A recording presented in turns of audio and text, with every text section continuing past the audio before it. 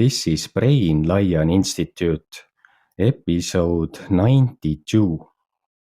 When consistency becomes invisible, effort disappears before results. Consistency is not meant to be felt. If you feel it, you are still managing it. Effortful consistency belongs to correction, to self-control, to monitoring behavior. But when the nervous system stabilizes, consistency shifts location.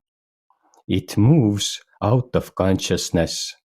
You don't notice repetition because nothing is being resisted. No inner debate, no emotional preparation, no reward cycle.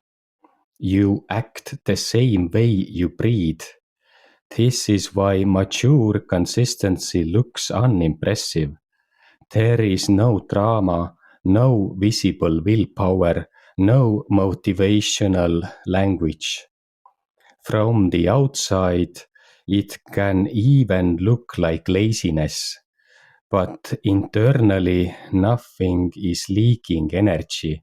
The system is closed, regulated, predictable. This is also why people panic here. If it's this easy, am I doing enough? Yes, this is how it's supposed to feel.